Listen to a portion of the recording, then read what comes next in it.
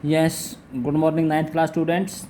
Students, today we will try to learn some very short answer type questions for TSC from chapter first economics. First question is, what is the main activity in Palampur? तो बेटा आपकी जो book है उस book के according जो पालमपुर है ये एक उत्तर प्रदेश के बुलंदशहर जो डिस्ट्रिक्ट का एक गांव है। तो इसमें पूछा गया है कि गांव में मुख्य एक्टिविटी क्या होती हैं। तो केवल पालमपुर की बातें नहीं है, ये इंडिया के किसी भी विलेज में मेन जो इकोनॉमिक एक्टिविटी है वो होती है farming. Next, which is among the nearest village to Palampur? Option दिए हैं बेटा, शाहपुर, पहाड़गंज, रायगंज, डेहरा। तो इसमें शाहपुर तो एक टाउन बताया गया है, बुक में आपने टेक्स्ट बुक में पढ़ा होगा, और ये पहाड़गंज और डेरा ये तो नाम ही नहीं है, कहीं इसको मेंशन ही नहीं किया गया है, कोई रेफरेंस नहीं है इनका। तो जो नियरेस्ट विलेज है वो है रायगंज और शाहपुर नियरेस्ट टाउन है। How much area in India is under irrigation? तो इंडिया की बात करें तो अंडर इरीगेशन जो एरिया आता है वो 40% है बेटा। Which of this is necessary for production? Land necessary है, लेबर ये भी नेसेसरी है, फिजिकल एंड ह्यूमन कैपिटल ये भी ज़रूरी है। Option D, all of these. तो correct answer is all of these. Creation of utility is called, कि उपयोगिता का जो सर्जन है क्या कहलाता है? इसको बोलते हैं बेटा उत्पादन। ऑप्शन है कंजप्शन यानी खपत, production, distribution, exchange, and the right option is production, उत्पादन। Want satisfying power is known as, कि जो हमारी आवश्यकताएं हैं उनको संतुष्ट करने की जो शक्ति है, जो सामर्थ्य है, उसको क्या कहेंगे? उसको कहते हैं बेटे उपयोगिता अथवा utility. Utility. To grow more than one crop in a year on a piece of land is known as, कि एक ही भूमि के टुकड़े के ऊपर एक से अधिक फसलें करना एक वर्ष में, उसको क्या बोलते हैं? ऑप्शन है यूनिक्रॉपिंग, एकल फसल न हो। मल्टीपल क्रॉपिंग, क्या बोलते हैं इसको? Multiple cropping. आगे प्रोडक्शन, फार्मिंग ये तो आप जानते ही हैं। तो सही ऑप्शन क्या है इसमें? Multiple cropping. What is the name of the nearest town to village Palampur? Option Shahpur, Durgapur, Govindpur, Raiganj. तो रायगंज तो एक विलेज है, और दुर्गापुर और गोविंदपुर का तो कहीं कोई रेफरेंस नहीं, कहीं कोई मेंशन है ही नहीं चैप्टर में। तो correct answer is Shahpur.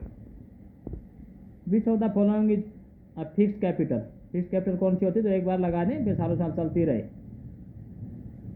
Money, tools, raw material. देखिए मनी और रॉ मटेरियल ये क्या है?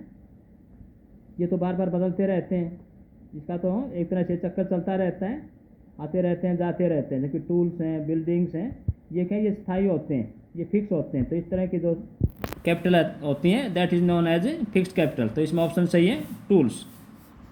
विच of the following is not a factor of production? इनमें से कौन सा है जो कि प्रोडक्शन का फैक्टर नहीं है? लेबर भी है, कैपिटल है, लैंड है, और लास्ट ऑप्शन है ट्रेड। ये आपका करेक्ट आंसर है, क्योंकि ये फैक्टर ऑफ प्रोडक्शन नहीं है, उत्पादन का कारक नहीं है। उत्पादन इन पर निर्भर करता है, ट्रेड पर नहीं करता है। विच of the following is not a non farming activity? इनमें से कौन सी वो एक्टिविटी है जो कि नॉन फार्मिंग में आती है? विच of the following is not a non farming? दो बार नोट है, आपने देख लेना। Not a non farming activity, shopkeeping, showing crops, transport, dairy. तो शॉपिंग, ट्रांसपोर्ट और डेयरी ये क्या है? नॉन फार्मिंग है। और शोइंग क्रॉप्स क्या है? ये फार्मिंग एक्टिविटी है। तो करेक्ट ऑप्शन क्या हुआ? Showing crops. नेक्स्ट है, which is the most abundant factor of production? इनमें से कौन सा ऐसा फैक्टर है प्रोडक्शन का जो कि पर्याप्त मात्रा में, एबेंडेंट होता है बड़ी मात्रा में, पर्याप्त मात्रा में, जिसकी बहुतायत हो। लैंड सीमित है, कैपिटल भी लिमिटेड है, एंटरप्रेन्योर उद्यमी ये भी सीमित हैं। इंडिया की बात करें तो इंडिया में पॉपुलेशन बहुत ज़्यादा है और लेबर एबेडेंट है, लेबर को आप कह सकते हैं पर्याप्त मात्रा में, अधिक से अधिक है। विच of the following is part of working capital. Working capital कौन सी होती हैं? जो कि लगातार घूमती रहती है। रॉ मटेरियल एंड लैंड, तो रॉ मटेरियल को तो कह सकते हैं, लैंड तो फिक्स्ड है। Raw material and money in hand, ये दोनों वर्किंग कैपिटल में आ जाएंगे, क्योंकि रॉ मटेरियल यूज़ होता रहता है, नया आता रहता है, ऐसे मनी का भी चक्कर चलता रहता है। तीसरा ऑप्शन है रॉ मटेरियल एंड बिल्डिंग, तो रॉ मटेरियल तो करेक्ट है इसमें, परंतु बिल्डिंग करेक्ट नहीं है। तो करेक्ट ऑप्शन इसमें क्या हो जाएगा? Raw material and money in hand.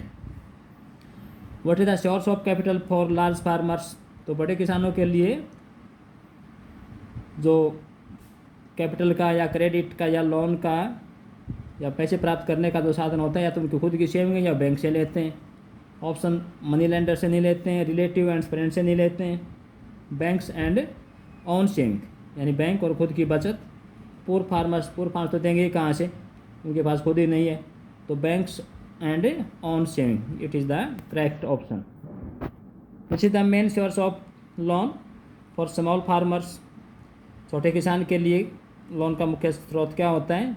Option है मनी लेंडर्स एंड बैंक्स, तो बैंक में छोटे किसान कम ही जा पाते क्योंकि उनके पास कोलेटरल नहीं होती है। Banks and their own saving, तो खुद की सेविंग तो होती ही नहीं है उनके पास। रिच फार्मर एंड बैंक्स, तो बैंक का तो पहले हम ऑप्शन नकार चुके हैं। Rich farmers and money lenders, तो करेक्ट आंसर इज जो धनी किसान होते हैं, साहूकार किसान होते हैं, और जो मनी लेंडर्स होते हैं, धन उधार देने वाले होते हैं, ये करेक्ट आंसर है। Students, I hope you will have understood all the questions very clearly. You will have studied the chapter thoroughly and find out more and more very short answer type questions for TSC and learn them properly. Thank you beta. Have a nice day.